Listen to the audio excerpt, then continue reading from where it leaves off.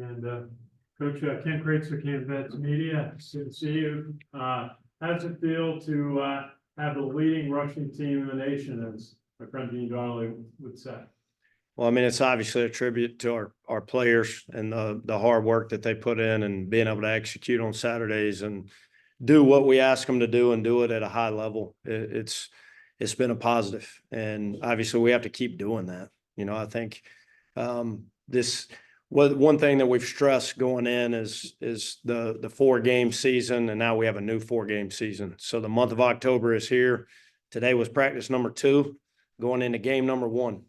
So what's behind us, you know, you look at the stats and some of those things, none of that matters. At the end of the day, the only thing that matters is a win. And however we can get that accomplished is how we'll do it. So I've been pleased with the guys and their execution. But we got a long road ahead for sure. And Bryson Daly had a phenomenal season. Carried 24 times against Temple, and Kanye Udo 14 times for 128 yards, Noah Schurr 5 times. Jake Rendina 6. How do you feel about the distribution of the ball off your option plays? Well, I think it's something that we kind of discuss weekly, and we try to take what the defense has given us, and at times it's whoever has the hot hand, you know. And I think when you look at certain drives, Bryson's been doing a phenomenal job carrying the football and being a strong runner. He's improved in some aspects, especially on the quarterback lead zone of his fits. And the guys without the football, I mean, even Kanye, he had a lot of, you know, really big runs for us in the game against Temple, but he also did a much better job without the football. And that's something that he's priding himself on and getting better in his run fits as well. But, you know, the distribution is part of the game plan, and forcing defenses to have to defend everything that we can present as an offensive unit is something that we need to continue to do. And hopefully we will continue to do that. You got to say, the plays where Connor Finucane went out in front of Bryson Daly on a couple of sweep plays out there, kind of pulling, made some great blocks. Tell us a little bit about how Connor Finucane has done since he came back. He's doing a phenomenal job. I mean, you look at a guy that's already up to 295 pounds. Mm-hmm. So he's getting back into form. And you know what you can count on Connor on game day, and he's going to be ruthless. He's going to be violent. He's going to do his job and doing it at an elite level. And, you know, at times there were times during the game against Temple, we had to get on him and get him to play better. But I've been really pleased with his play overall and what he brings to our unit. It's a different mindset, and it's a mindset that we need. Good. And what do you see in the Tulsa defense that you're going to be up against Saturday? Well, I think they're really well coached. And I think that and that's not cliche. I really do think that at all 3 levels, they're really well coached. They have multiple coaches on staff that have experience defending our type of offense. So, you know, we got a lot of work to do, and it's going to be a challenge, and it's their job to make it a challenge on us. We focus on ourselves every week. It's a nameless opponent, but they will present challenges up front. You know, the transferred defensive end, I knew him from Mill Creek, Miles Jackson. He's transferred a couple times. I think he's a really good player. They play a lot of guys too. They've got good depth in the front 7. So they'll be stout. They'll you know, play multiple D-line combinations, different linebackers, different guys in the secondary. So we have a big challenge this week. Thanks, Coach. We have guys on line. Absolutely. Thank you. Hey, Cody, Ken McMillan from The Record. Hey, Ken, how are you? Good, thank you. Cody, we were talking to Coach Munkin earlier. I asked him about the offensive line play. What these are people that you had on the team last year, and yet I'm sure you may, you know, tweaked a few things.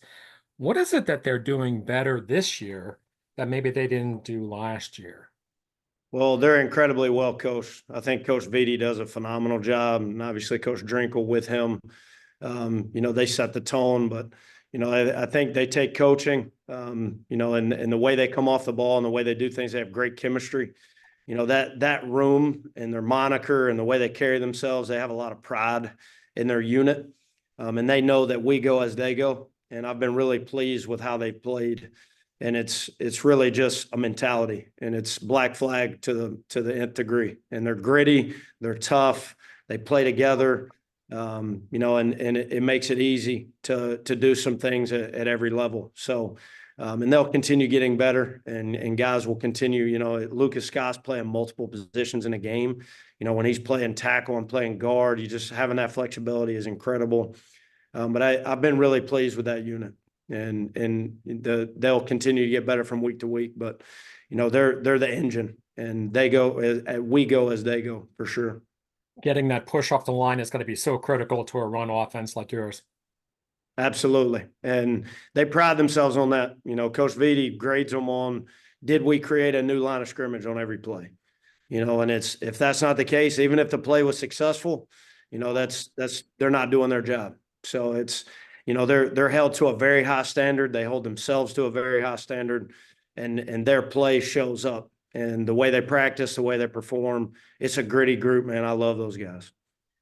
I have to say, though, just from my own observation, and believe me, I'm not an expert in any of this, but to me, it seems to me like you guys are opening better holes and holding them open this year than maybe last year. Am I wrong? Right? Yeah, I mean, I think those guys, the strain to finish and playing with extreme effort to the echo of the whistle, you know, that's something that we demand out of those guys. And you know, I'll be honest, you watch college football across the country, and not all offensive linemen are doing what we ask our guys to do. And, you know, just because they sustain a block for a count, the play is not over. You know, so our guys train to finish, they chase the ball, they play with a superior effort, and that's something that we demand and hold them to a very high standard. And they accept that role and responsibility, and I think they're doing a great job. I know you said that you deal game by game, practice by practice, but big picture, how does it feel to be 4-0 and doing good things? I think to be 4-0 is really an example of how our kids have approached every week. And it's every week of practice. It's the little things, it's the details, the film prep, the way they go about their work every week, you know, and they flush it and they put it behind them, you know, and it's something we stress as coaches. You know, we make a big deal out of it, not reading the press clippings and the rat poison and patting yourself on the back and all those things. I don't think our kids are immune to that, but they do a great job with maturity and handling things. But that's been a message that we continuously tell those guys. And it doesn't matter if, you know, it's every week is a new week and a new adventure. And it's October now, and we play Tulsa, and Tulsa is game number 1, and it's the only game that matters. So that's the mentality around here. And today was critically important, and today was all that mattered to them. So that's the mentality we got to keep. One of the things you deal with, obviously, is being able to go on the road. You've done it a couple times. You've been successful. Is there something about, is there a measure of, I'm looking for the word here. Is there something about going on the road which either hones your team a little bit or you do something a little different going on the road? I think when our guys go on the road, I mean, I think Coach Monken does a phenomenal job of trying to keep things consistent. You know, we stay in a hotel for home games, and, you know, the schedule is consistent and how we operate during the week is consistent. But, you know, one of the big parts of the plan for our players is to never flinch. And, you know, it doesn't matter the environment. It doesn't matter if we're on the road, if we're at home. Every opportunity is an equal opportunity. And how we approach it is critically important mentally and physically. So I think our guys, you know, they're focused, their attention to detail, they don't flinch. So, you know, going on the road is just another opportunity to play a football game. And, you know, I think this week, like any other week, it's an opportunity to play, an opportunity to get better and compete. And I think that's how our kids attack it. They don't make it bigger than it is. Last thing from me. We just had Cam Schurr in here, and he really played it close to the vest as far as getting that touchdown the other day. But you've been around the program a long time. What's it like for a senior who's had his struggles through the first 3 years, admittedly, that he said, to see him have that spotlight moment? What was that like for you guys? Well, I mean, again, when you see a player, and we're a developmental business here, you know, we don't infiltrate our roster through a transfer portal. You know, it's still old school, and we're going to bring guys in and we're going to develop them. Every cycle is critical in the weight room and the spring ball and fall camp and every season. And you tend to see it, especially here. You see those group of seniors that may not have been impact players, so to speak, in years past, but they show up late in their career, and it's because they stick to the plan and the process. And he's one of those guys that he's had his ups and downs as a player, but he's always stuck to his coaching and the plan at hand, and he's a great teammate. He works his tail off at practice. And I was really happy to see him be rewarded, running a great route, great throw, great protection, and really a hard look, to be honest. Temple brought a cat blitz off the edge, brought a corner fire, and we did a great job communicating. Jake Rendina did a phenomenal job setting the edge and aborting his fake. D. Cole made a really good throw, and he finished in the end zone. And a lot of that is his work every day, and he's come a long way. And I'm just really proud of him and sticking to it and trusting us and trusting the things that we do here in our culture and our football team. He's just a prime example of the developmental business that we're in and how we operate here and how the culture, if you trust the process and continue to work every day and every cycle, then you get rewarded. And I tell kids that every year, young kids, they get discouraged. And there's name after name after name after name that have come up over the years that have been able to contribute later in their career, and he's one of them. I'm really proud of him. Thanks, Cody. Thank you, Ken. Hey, Cody, it's Sal from Black Knight Nation. How are you? Hey, Sal, I'm good. How are you? I'm good. I'm running out of words to describe Bryson Daly's play so far this season. Is there anything that surprises you anymore when you see him on the field and what he's able to do? Man, he's a war daddy. I mean, he is everything you want in a player. Leader, tough. The way he's playing right now he's playing at an elite level. I mean, there's still things he needs to be better. There's things that I stress every day with him and things that he needs to correct from the game with errors that he made or misreads or poor decision-making and things like that. But he's playing at an elite level. And, I think he'll continue to do that, and he'll continue to, as you've seen every game, I think he's progressed, and he's continued to get better at the details of the fundamentals and executing our offense. But I love the kid. He does everything that we ask him to do and more. His teammates trust him. They believe in him, and he's playing at a really high level. I'm really proud of him. I appreciate it. Execution on offense seems to be pretty high with the distribution. And also, we talked about the offensive line. I know probably as a coach, there's things that you want to see maybe improve, but how high has the level of execution been in your mind in these first 4 games? Well, I think week to week has gotten better.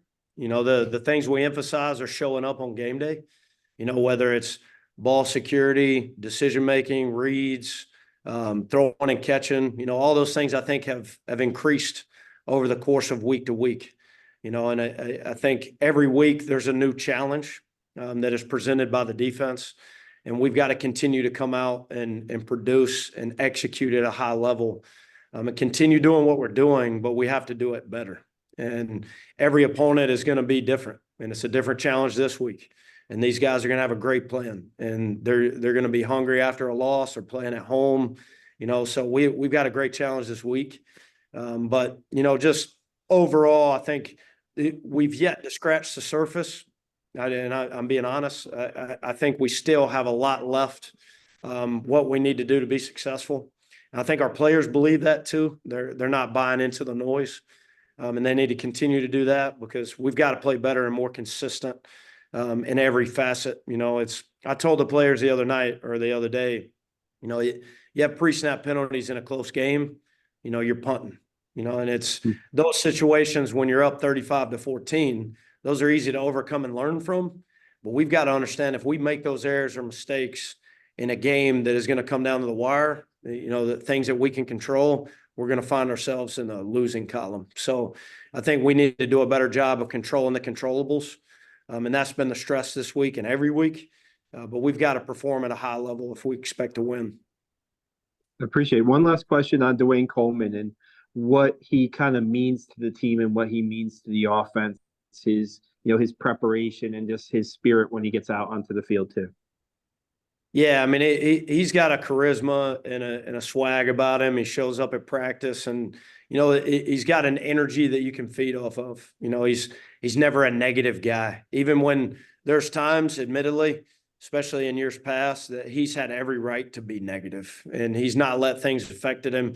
Kind of like Cam, and I know Dewayne is a junior, but you know, going through the process and trusting the process here and trusting us and trusting what we're doing. It just shows up. He's a phenomenal teammate. You know, you see that play. And one thing that stood out to me is when you're watching either the TV copy or the copy that we watch and evaluate, you know, the defensive sideline was right in that end zone.